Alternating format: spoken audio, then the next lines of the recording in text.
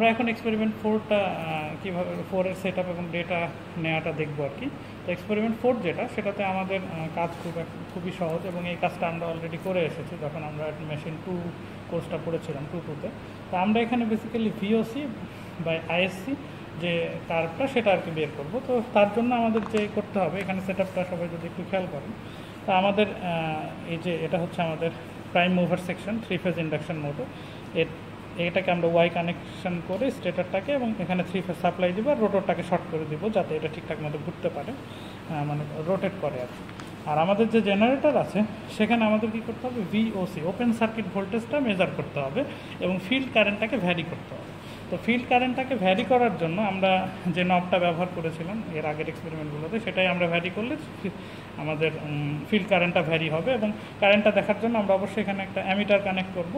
আর open circuit যেহেতু voltage আমরা measure করব, তাহলে আমরা যে সিনক্রোনাস জেনারেটর আছে সেটাকে ওয়াই কানেক্টেড করে এই 3টা টার্মিনাল 3টা ফেজটাকে ওপেন রাখবো আর কি।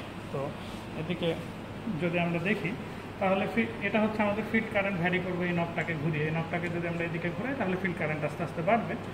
আর এখান থেকে ফিল্ড কারেন্টটাকে মাপার জন্য আমরা একটা ডিসি অ্যামিটার এখানে অলরেডি কানেক্ট করে রেখেছি।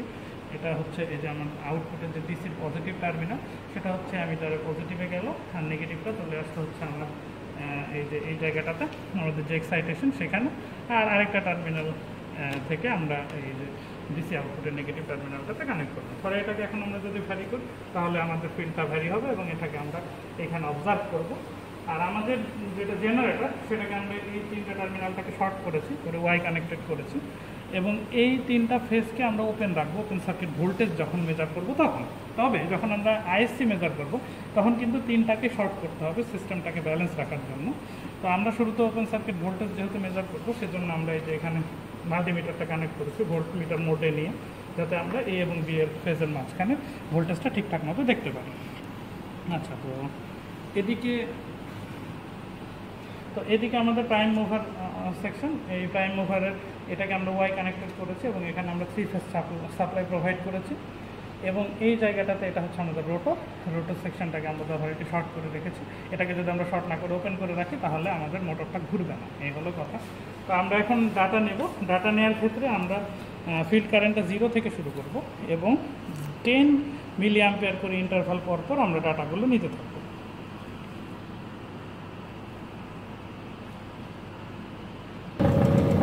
তো আমরা শুরুতে দেখছি যে আমাদের ফিল্ড কারেন্টটা 0 আছে।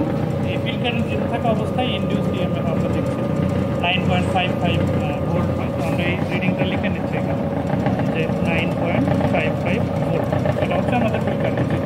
তো ফিল্ড কারেন্ট 0 থাকলে যদি এটা আমাদের আইডিয়াল কেস হতো তাহলে কিন্তু ভিওসিটা 0 হতো, কিন্তু আমাদের রেসিডুয়াল ম্যাগনেটিজমের জন্য ফিল্ড কারেন্ট ফ্লো না করলেও তার মধ্যে কিছু আমাদের ফিল্ডের মধ্যে ম্যাগনেটিজম রয়েছে, ম্যাগনেটিক প্রপার্টি, সেই জন্য আমরা কিছু ইনডিউসড ইএমএফ পাই, সেটা অল্প পরিমাণে আর কি। তো আমরা পরে আবার ডেটাটা ভ্যারি করবো। এটা ভ্যারি করার মতো 10 মিলি অ্যাম্পিয়ার ফিল্ড কারেন্ট দিয়ে আসলে দেখি কত হয়। 10 হয়ে গেছে। 10 দিলে আমরা মোটামুটি পাচ্ছি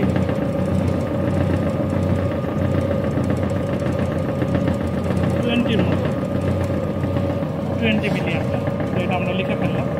তারপর আমরা আবার এটাকে 10 পরিমাণ বাড়াবো, 20 মিলি অ্যাম্পিয়ার করে দিলে কত হয় সেটা আবার রেকর্ড করবো। এটা হচ্ছে 35.1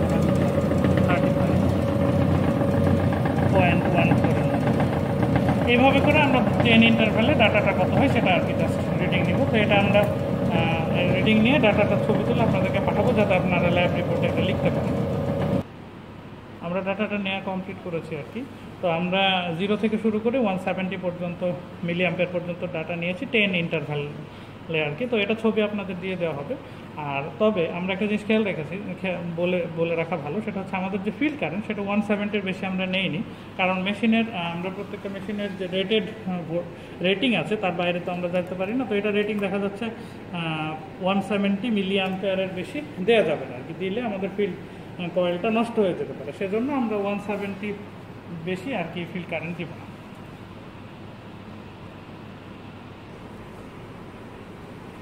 আমরা এখন শর্ট সার্কিট কারেন্ট যেটা সেটা বের করবো। তো সেটা বের করার জন্য সিস্টেম একই, আমরা এক্স্যাক্টলি সেম ফিল্ড কারেন্টগুলো মাপবো আর কি। তো জিরো ফিল্ড কারেন্ট দেবো প্রথমে, তারপর 10 মিলি অ্যাম্পিয়ার, তারপর 20, তারপর 30, এরকম করে 170 মিলি অ্যাম্পিয়ার পর্যন্ত আমরা ফিল্ড কারেন্ট ভ্যারি করবো। এবং সেক্ষেত্রে আইএসসি কারেন্টটা কত হয় সেটা এই অ্যামিটার থেকে আমরা পাবো। এই অ্যামিটারে দেখা যাচ্ছে যে এইটা চলে আসলো হচ্ছে আমার অ্যামিটারের এক টার্মিনালে, আর আরেকটা টার্মিনাল চলে গেল এইভাবে করে এই যে এইখানে। ফলে এই জায়গাতে আমাদের যেহেতু 3টা ফেজই শর্ট করতে হবে, কারণ আমরা যদি 2টা ফেজ শর্ট করি তাহলে কিন্তু সিস্টেম আবার আনব্যালেন্স হয়ে যাবে। তো সিস্টেমটাকে ব্যালেন্স রাখার জন্য আমাদের 3টা ফেজই শর্ট করতে হবে, সেজন্য এখান থেকে আরেকটা টার্মিনাল আমার চলে গেল হচ্ছে এই জায়গায়। ফলে 3টা টার্মিনালে আমার শর্ট হবে, আর আমরা এখান থেকে একটা ফেজের কারেন্টটা এটা দিয়ে মাপবো আর কি। তো আমরা মেশিনটা এখন অন করি, দেখি যে আমাদের শর্ট সার্কিট কারেন্টটা কত। শুরুতে একদম ফিল্ড কারেন্টটা আমার 0 রাখা আছে। এই 0 থাকা অবস্থায় রেসিডুয়াল মেকানিজমের জন্য যেহেতু কিছু ইনক্রিজ লেভেল আমরা পেয়েছিলাম, সেই জন্য শর্ট করার কারণে আমাদের কিছুটা ফিল্ড কারেন্ট আমরা পাচ্ছি, যেটা কিনা মোটামুটি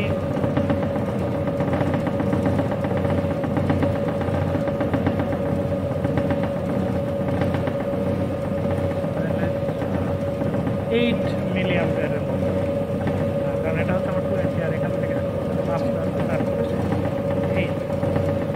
ফলে আমরা এখানে ডাটাটা লিখছি যে আমার যখন 0 ফিল্ড কারেন্ট তখন আমার 8 মিলি অ্যাম্পিয়ার আমার রিডিং। তাহলে আমরা এই অবস্থায় 8 মিলি অ্যাম্পিয়ারের মতো আমরা রিডিং পেলাম আর কি।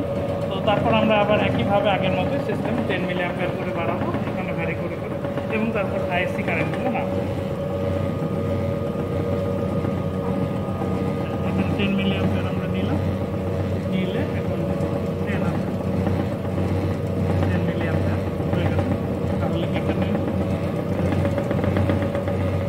ডেটাটা কত হয় সেটা আমরা দেখি। এটা যেহেতু আমরা 100-এ রেখেছি, কিছুক্ষণ পরে এটা আমাদের 500-তে দেওয়া লাগতে পারে, কারণ ফিল্ড কারেন্ট যখন 100 বাইরে চলে যাবে। তো সেক্ষেত্রে এখানে যেহেতু এটা আমাদের নিচেরটা দেখছি, তাহলে এটা হচ্ছে আমার 20 আর এটা 30, তার মানে তাহলে 2 করে 4, 6, 8, সেক্ষেত্রে 28 মিলি অ্যাম্পিয়ার। আমরা এখানে 28 মিলি অ্যাম্পিয়ার এটা রেখে, এভাবে আমরা বাকি ডেটাগুলো ফিল আপ করবো এবং সেটা আমরা আপনাদের দিয়ে দেবো। তো আমরা আইএসসির ভ্যালুগুলো নিয়ে ফেলেছি। তো এই ভ্যালুগুলো এখন আমরা হচ্ছে কার্ভে প্লট করবো আর কি।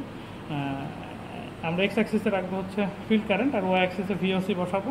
দেন এই ভোল্টেজের ভ্যালুগুলো প্লট করব, এবং ভিএসসি কার্ভটা কিছু দূর পরে স্যাচুরেটেড হবে, যদিও আমাদের এখানে স্যাচুরেটেড হয় না, কারণ হচ্ছে আমাদের ফিল্ড কারেন্ট যেটা সেটা আমরা 170-র পরে আর বাড়াই না। তো আইএসসি যেটা, এটা কিন্তু স্যাচুরেটেড হবে না, এটা স্ট্রেট লাইন হবে আর কি। তো এই ভ্যালুগুলো আমরা ওয়াই অ্যাক্সিস আবার প্লট করবো একই কার্ভে, তারপর সেখান থেকে আমরা পজিটিভ সিকোয়েন্স ইম্পিডেন্সটা বের করবো।